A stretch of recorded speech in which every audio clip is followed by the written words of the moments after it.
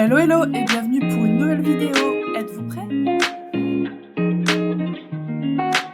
Voilà, donc on va passer à un nouveau jeu. Maintenant, on va parler de ce jeu-là, Harry Potter. Donc c'est le jeu des 4 maisons. Alors ce jeu-là, j'ai joué que 2 ou 3 fois parce que je l'ai eu à Noël. Mais le problème c'est qu'il faut être minimum 4 pour jouer. Et donc c'est très compliqué d'être 4 pour jouer, surtout qui aime Harry Potter. Parce que clairement, bon, mon copain aime bien Harry Potter mais sans plus, mais on est que 2 quoi sinon. Sinon je joue avec ma soeur, mais ça veut dire que mon copain, donc on est que 3, donc c'est pas possible.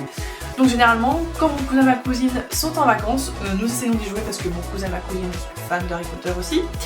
Donc c'est pour ça que quand ils sont en vacances, on joue à ce jeu là. Donc ce jeu là est vraiment amusant, franchement quand on joue avec mon cousin et ma cousine, on peut que s'amuser avec eux, hein, parce que c'est des clowns. donc je vais vous expliquer le principe du jeu, mais je vais vous montrer l'intérieur d'abord. Alors du coup, dans l'intérieur de la boîte, il y a une plume Harry Potter, donc c'est le stylo. Il y a du coup un bloc avec les 4 maisons pour les points,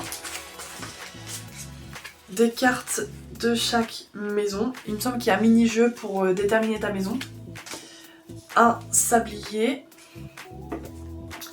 un dé avec plusieurs des faces différentes. Je vais vous expliquer après chaque face, ça veut dire quoi. Il y a aussi des cartes de 4 catégories, donc il y a catégorie personnage,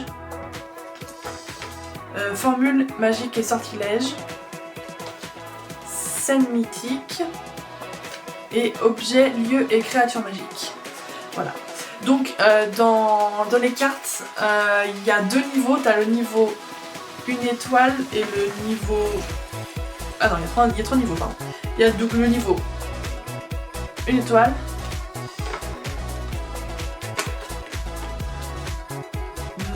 2 étoiles et le niveau 3 étoiles. Voilà.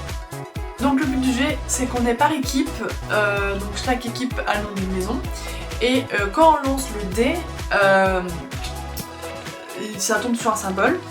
Donc les symboles, alors, celui-là c'est chanter sur un air connu, celui-là c'est mimer, celui-là c'est un défi. Donc défi c'est n'importe quel... enfin c'est pareil, tu peux mimer, tu peux faire tout ce que tu veux en fait. En fait il faut faire deviner la carte à l'autre. Donc ça c'est Joker. Donc dans les Jokers, je sais pas ce qu'on peut faire. Joker. Ils choisissent n'importe quelle contrainte en fait. Ah oui non, je vous ai dit que c'était ça pour défi, mais non, défi c'est tout le monde participe en fait. Il n'y a pas que ton coéquipier qui participe, donc tout le monde peut trouver la réponse. Et ceux qui trouvent la réponse gagnent un point évidemment. Et sinon il nous manque celui-là c'est prononcer seulement en 3 mots pour faire deviner la carte. Et celui-là il faut dessiner. Voilà, donc comme je disais, les cartes sont toutes mélangées au niveau que vous souhaitez. Et donc chaque équipe pioche une carte. Donc la personne qui pioche une carte doit faire deviner le mot, la scène, ou le personnage, ou l'objet, ou tout ce qu'il y a sur les cartes, quoi, à l'autre dans la laps de temps. Donc le sablier, on le retourne, et il faut que la personne trouve avant la fin du sablier. Voilà, et si tu trouves avant le sablier, tu marques un point. Après les modes de points, je sais plus trop comment je pense que c'est un point. Mais voilà. Sinon, parce que je vois ça là, en jeu Harry Potter, j'en ai un autre à jeu de société Harry Potter, c'est celui-là. Le jeu de sortilège, mais je l'ai pas avec moi. Les 2 dans un carton, mais je ne sais pas où. Donc celui-là aussi j'ai joué beaucoup avec mon cousin et ma cousine justement, c'était vraiment trop drôle aussi. Donc c'est en fait, faut lancer des sortilèges. Et en fait c'est aussi des défis mais avec des sortilèges quoi. C'est aussi très marrant. Donc voilà, donc je crois que j'ai fait le tour pour ce jeu là. J'avoue, expliquer comme ça c'est pas ouf, on comprend pas trop. Même moi je me suis perdue dans mes explications, c'est pour vous dire. Mais en pratique c'est vraiment bien. Malheureusement je vais pas trop pouvoir vous filmer si vous voulez savoir plus comment on joue, vous filmer une partie. Parce que généralement je joue avec mon cousin et ma cousine et ma soeur et bon ils sont pas très... Ils ont pas l'âge d'être trop sur les réseaux en fait. Bah si, ma soeur a l'âge mais mon cousin et ma cousine un peu moins, ils sont un peu plus petits. Donc voilà. Mais peut-être qu'un jour je pourrais vous le filmer, je ne sais pas encore. Donc maintenant on va passer au prochain jeu, c'est parti. Donc on va passer pour le dernier jeu de société que je vais vous présenter. Et l'un des meilleurs pour moi, c'est le Dixit Disney. Franchement un énorme coup de cœur. Donc je connaissais le jeu Dixit, la version normale. Et quand j'ai vu qu'il sortait une version Disney, mais j'étais obligée de l'avoir, obligée. Donc pour ce jeu, on doit être minimum 3 joueurs et maximum 6 joueurs. Donc c'est pour ça que vu qu'on est 2, encore une fois c'est un peu compliqué de jouer quand on est 2 on peut pas. Donc faut être 3, mais ça va, j'ai la chance que ma meilleure amie adore ce jeu aussi. Donc c'est génial, on joue tous les 3. Donc c'est incroyable les parties, j'aime beaucoup ce jeu. Je vais le dire 15 fois, je vous préviens tout de suite. Donc dedans, il y a évidemment la règle du jeu. Donc si vous connaissez le Dixit normal, c'est la même règle, exactement la même règle. Ce qui change c'est les cartes et les pions, évidemment les plateaux, évidemment. Donc pour la règle du jeu c'est très simple, il y a un compteur, donc chaque joueur est compteur, chacun leur tour. Donc on a 6 cartes devant soi, donc chacun a 6 cartes, et le compteur prend une de ces cartes et doit dire une phrase, un mot, ce que vous voulez en fait. Que le compteur pense que ça a rapport avec la carte, donc ce qui se fait penser à la carte, et doit faire essayer de deviner aux autres. Donc les autres, quand le compteur a dit le mot ou la phrase, les autres doivent prendre une de leurs cartes et la donner au compteur pour que quand les compteurs récupèrent toutes les cartes, mélangent et mettent tout autour du plateau. Et du coup, chaque joueur a une molette. Et sur le plateau il y a des chiffres où il y a les cartes, donc chaque joueur a une molette et les personnes sauf le compteur doivent voter pour une carte, donc pour un chiffre, et quand tout le monde a voté, après on le met sur la carte qu'on pense, et après il y a un système de points, donc si tout le monde a trouvé la carte du compteur, ou si personne n'a trouvé la carte du compteur, je sais plus. Le compteur ne marque pas de points et les autres joueurs marquent 2 points. Après si tous les joueurs n'ont pas... Enfin si au moins un joueur a trouvé la carte du compteur, le compteur marque 3 points et les autres joueurs marquent 3 points pour ceux qui ont voté pour la carte, et ceux qui n'ont pas voté pour la carte du compteur ne gagnent pas de points. Et il y a un point bonus sauf le compteur évidemment, un point bonus quand quelqu'un vote pour ta carte. Pour sa carte du propre joueur, enfin du joueur. Donc chacun marque un point si quelqu'un vote pour ta carte. Voilà.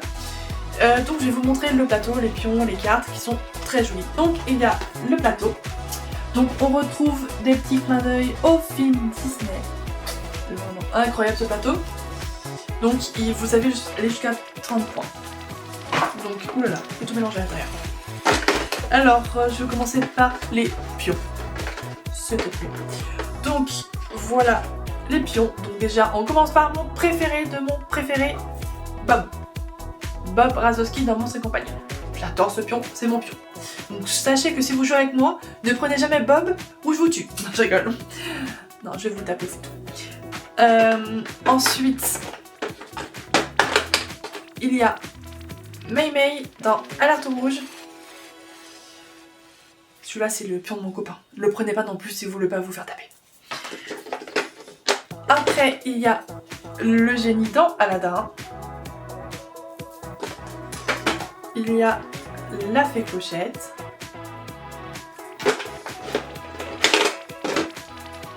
Le chachailleur dans Alice au Pays des Merveilles. Et ensuite, évidemment, Mickey. Et donc chaque pion a sa molette comme je disais, donc ça c'est la molette de la fée Clochette, la molette de Mei Mei, vous voyez là il y a les chiffres, vous voyez, donc ça tu dois voter pour le chiffre où il y a la carte. La molette de Bob, la molette du chassailleur, la molette du génie et la molette de Mickey. Donc oui, je vais vous montrer, mais sur le plateau vous voyez là il y a les chiffres qui sont juste là, donc on met les cartes juste là en fait, tout autour du plateau. Voilà.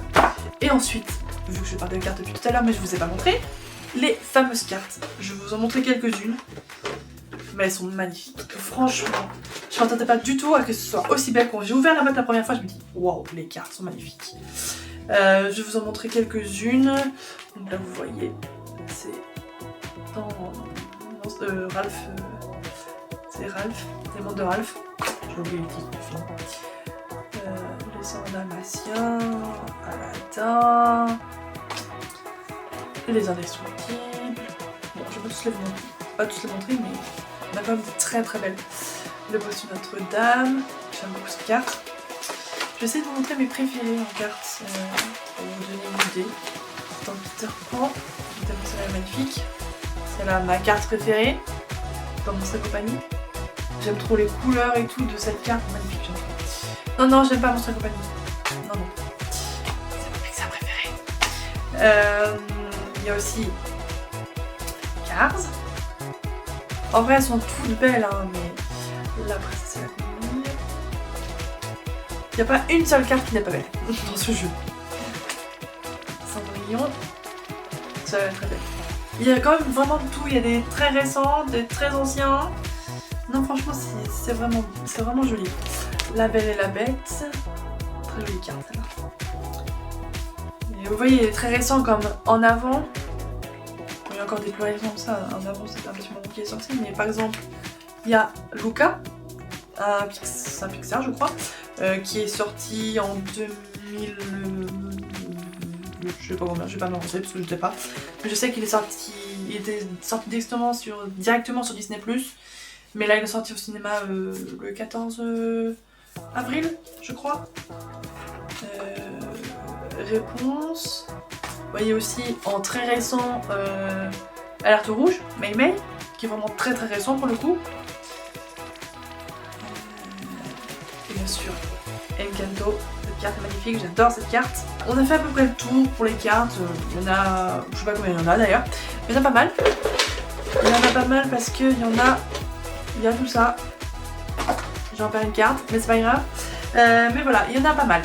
Donc voilà, donc c'est pareil, si vous voulez que un jour je filme une partie de Dixit Disney, ça serait avec plaisir. Je pense que mon copain et ma meilleure amie ne seront pas opposés à ça.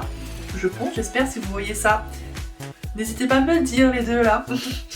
Et mais non, on va essayer de faire une partie de ça et de la filmer.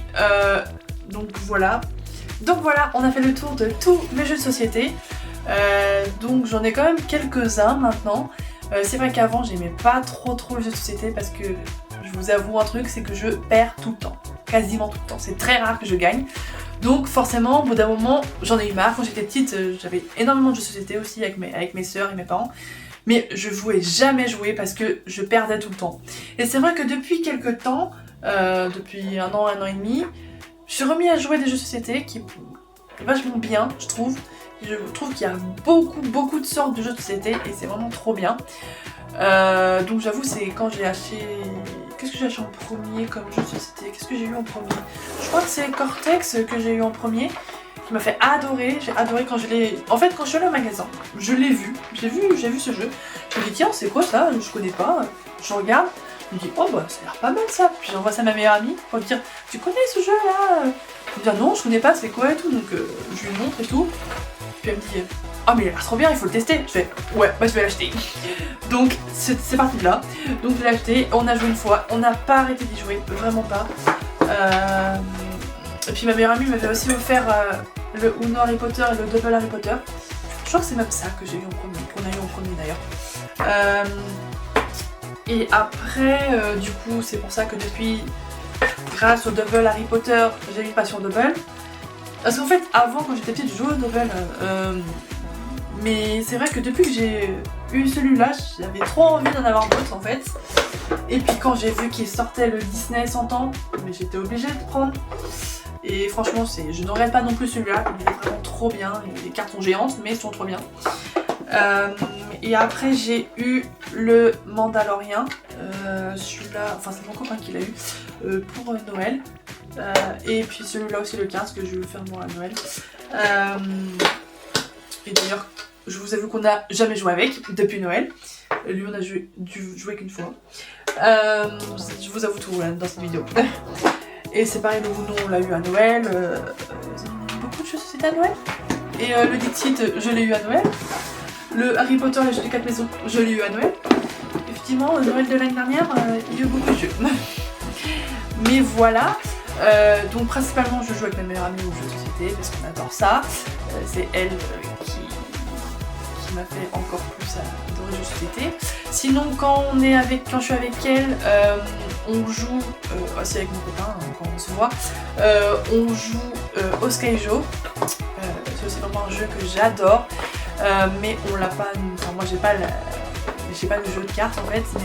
Ma meilleure amie là, donc quand on va la voir chez elle, on joue à chaque fois. Mais peut-être que d'ici quelques temps, on aura peut-être un Skyjo, je ne sais pas. Et sinon, qu'est-ce qu'on joue ah oui, à la naissance de ma meilleure amie, je lui ai acheté le jeu de société Level 8. Alors, Level 8 en anglais. Je sais pas si vous connaissez. D'abord, je sais pas si vous connaissez Phase 10. Phase 10, c'est un jeu de cartes où tu dois faire des combinaisons de cartes. Donc tu dois faire soit des suites de chiffres, soit